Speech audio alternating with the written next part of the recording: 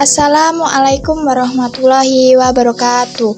Halo semuanya, perkenalkan nama saya Zahra Mulya Putri dengan NIM 23055223009. Pada kesempatan ini, saya akan mempresentasikan proyek akhir semester untuk mata kuliah visualisasi data dan informasi yang diampu oleh Ibu Sri Mulyani, Eskom Mkom.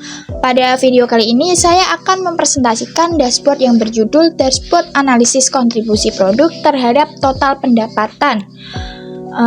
Video ini disusun sebagai bagian dari tugas proyek akhir semester tahun akademik 2025-2026. Selanjutnya mengenai latar belakang dari proyek ini. Saya memilih topik ini karena sangat berkaitan dengan pekerjaan saya sehari-hari.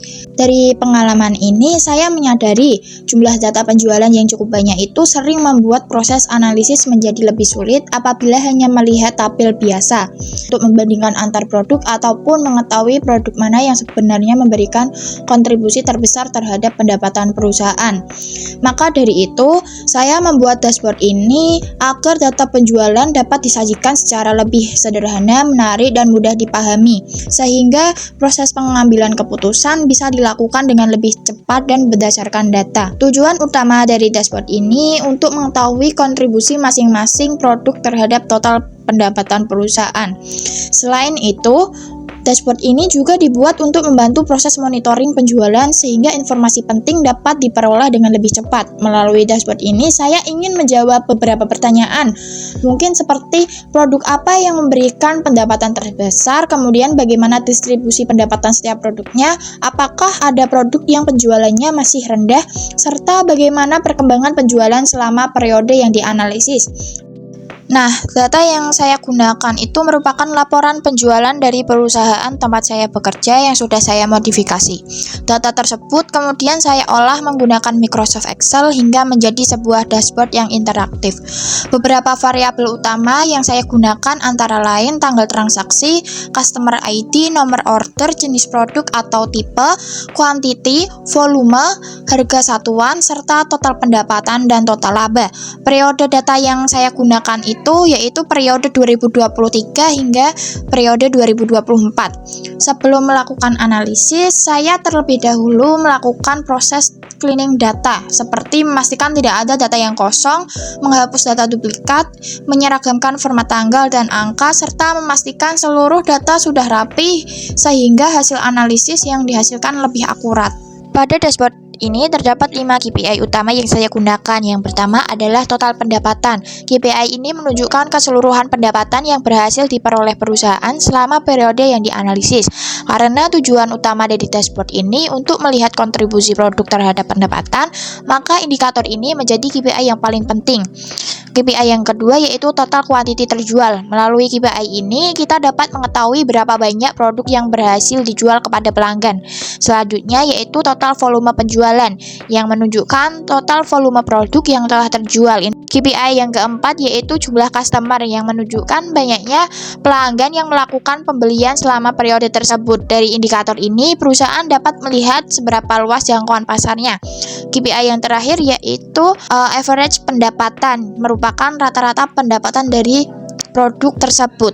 Menurut saya, KPI kelima tersebut sudah mampu memberikan gambaran kondisi penjualan perusahaan secara menyeluruh. Selanjutnya, saya akan menjelaskan tampilan dashboard yang telah saya buat.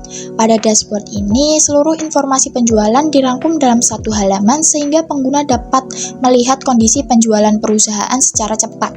Di bagian atas terdapat beberapa KPI yang menampilkan total pendapatan, total laba, average pendapatan, total kuantiti penjualan, volume penjualan, dan jumlah customer. KPI ini berfungsi sebagai ringkasan sehingga pengguna dapat langsung mengetahui performa penjualan secara keseluruhan. Ada grafik pendapatan bulanan by tipe yang menampilkan total pendapatan setiap bulan beserta kontribusi masing-masing tipe produknya.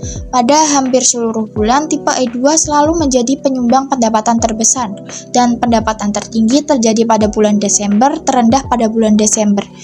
Saya memilih grafik stack kolom ini karena dapat memperlihatkan total pendapatan bulanan sekaligus komposisi setiap tipe produk dalam satu visualisasi. Kemudian ada grafik kontribusi by tipe. Grafik ini menunjukkan bahwa tipe E2 memberikan kontribusi terbesar sebesar 41,36%, kemudian SPNOR sebesar 27,06%. Saya memilih grafik pie atau donat karena sangat efektif untuk menunjukkan proporsi kontribusi setiap tipe produk terhadap total pendapatan. Selanjutnya terdapat tabel ringkasan yang menyajikan informasi secara lebih rinci mengenai pendapatan, laba, dan kontribusi setiap tipe produk. Tabel ini melengkapi visualisasi grafik sehingga pengguna dapat melihat angka yang akurat sebagai dasar dalam proses analisis dan pengambilan keputusan. Selanjutnya, pada grafik kuantiti penjualan by tipe ini ditampilkan jumlah unit yang berhasil terjual untuk setiap tipe produk. Terlihat E2 mendominasi penjualan dengan total 2,2 juta unit, jauh lebih tinggi dibandingkan tipe lainnya.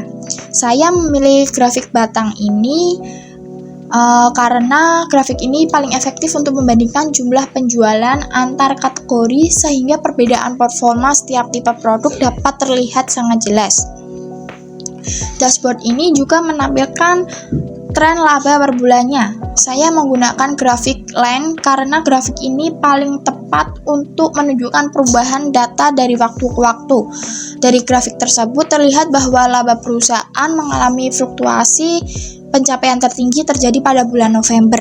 Selanjutnya pada bagian kanan juga terdapat top 20 customer. Tabel ini menampilkan pelanggan dengan kontribusi kuantiti penjualan terbesar terhadap perusahaan. Terlihat bahwa customer PTRS menjadi pelanggan dengan kuantiti penjualan tertinggi. Informasi ini penting juga karena bagi tim membantu mengidentifikasi pelanggan utama yang perlu dipertahankan dalam hubungan bisnis. Saya memilih menggunakan tabel karena mampu menyajikan data secara rinci. Terakhir juga terdapat filter atau slicer yang memungkinkan pengguna memilih data berdasarkan periode atau kategori tertentu. Dengan adanya fitur ini, proses analisis menjadi lebih interaktif karena pengguna dapat melihat perubahan informasi secara langsung tanpa harus mengolah data kembali. Secara keseluruhan, saya memilih kombinasi KPI, grafik, dan tabel karena masing-masing memiliki fungsi yang berbeda. Berdasarkan dashboard ini, saya memperoleh beberapa insight. Insight pertama adalah perusahaan masih sangat bergantung pada produk E2.